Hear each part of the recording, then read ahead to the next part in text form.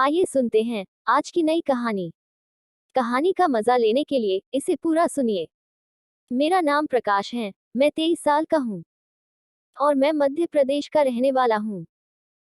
मैं रोज जिम जाता हूँ और मैंने आज तक किसी को निराश नहीं किया है। मेरे पप्पू से सभी लड़कियां खुश होकर ही गई हैं। आज मैं आलिया नाम की मस्त कड़क लड़की की कहानी आपको सुनाने जा रहा हूँ। वो 22 साल की थी और बला की खूबसूरत थी। वो ग्रेजुएशन के अंतिम वर्ष की छात्रा थी। एक दिन शाम 5 बजे के करीब मैं घर के बाहर बैठकर मोबाइल चला रहा था। उस समय मेरी नजर सामने से ब्लैक सूट पहने नकाबपोश लड़की पर पड़ी। वो जब मेरे पास आने लगी तो हमारी नजरें मिली। उस समय मैं कहाँ खो गया था, कुछ पता ही नहीं चला। मुझे बस उसकी बड़ी बड़ी आंखें ही दिख रही थी। उसने अपनी आंखों में गहरा काजल लगाया हुआ था। कसम से वो वक्त मानो मेरे लिए एकदम ठहर सा गया था। वो मेरे पास से एक मादक परफ्यूम की महक का छौंका छोड़ती हुई निकल गई। उसके बाद उसके इंतजार में मैं 2 घंटे तक बाहर ही बैठा रहा। वो फिर से वापस आए। इस बार मैंने उसे ऊपर से नीचे तक देखा। जितनी खूबसूरत उसकी आंखें थी, उससे कई गुना ज्यादा उसका गदराया हुआ भरा जिस्म था। वो मुझसे फिर से आंखें लड़ाती हुई मेरे सामने से निकल गई। मैं बस हक्का बक्का बौराया सा शून्य से उसे खोजता रह गया। पूरा दिन मैं बस उसकी ही याद में खोया रहा। दूसरे दिन उसी समय पर वो मुझे फिर से दिखी। उस दिन वो लाल सूट पहनी हुई थी और चेहरे पर स्कार्फ बांधे हुई थी। हमारी फिर से आंखें मिली और वो शरारती नजरों से मुझे देखती हुई निकल गई। उस वक्त वो किसी से फोन पर बात कर रही थी और किसी शबनम का नाम ले रही थी। उस दिन मैंने फेसबुक पर शबनम को तलाशा और उसकी फ्रेंड लिस्ट में अपनी इस नाजनीन की नशीली आंखों वाली छमिया को खोजने लगा। एक लड़की की पीक देखकर मुझे लगा कि वो मिल गई और मैंने उसे झट से उसे फ्रेंड रिक्वेस्ट भेज दी। उसने भी उसी दिन रात 10 बजे मेरी फ्रेंड रिक्वेस्ट एक्सेप्ट कर ली। दूसरे दिन यानी लॉकडाउन लगने के एक दिन पहले वो मेरे घर के सामने से निकली। आज उसने नकाब नहीं पहना था। मैं उसे पहली बार देख रहा था और देखता ही रह गया। मैंने उसकी फेसबुक वाली फोटो से मिलान किया तो ये वही थी। जब वो पास आई तो वो हल्की सी मुस्कान बिखेरती हुई चली गई। वो एकदम गोरी थी, काली आंखें, गुलाबी होंठ और गजब का हुस्न। उसने किसी और नाम से अपनी आईडी बना रखी थी। ये बाद में पता चला। उसके बाद 2 दिन तक मैंने उससे बात नहीं की। बस हम दोनों एक दूसरे के स्टेट्स देख रहे थे। कुछ समय लॉकडाउन भी लग गया था। कुछ दिन बाद मैंने उसको मैसेज किया, हाय। वो हेलो। मैं पहचाना। वो जी पहचान लिया। मैं समझ गया कि मतलब नोटिस दोनों तरफ से किया जा रहा था। मैंने एक स्माइली भेज दी। वो बोली, पर आपने मुझे पहचाना कैसे?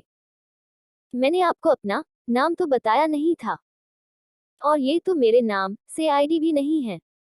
फिर कैसे? मैं शायराना अंदाज में लिखा, जब नजरें बात करे तो लोगों का क्या काम, वैसे मोहतरमा आपका नाम क्या है?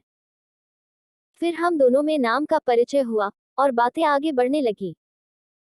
मैंने लिखा, तुम्हारी आंखों ने मुझे मदहोश कर दिया था।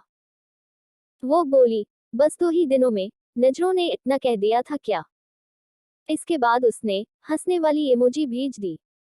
मैंने भी लिख दिया, 2 दिन तो बहुत होते हैं मैडम। एक पल ही बहुत होता है। वो मुझ पर फिदा हो गई थी। उसके बाद हमारी घंटों बात होने लगी।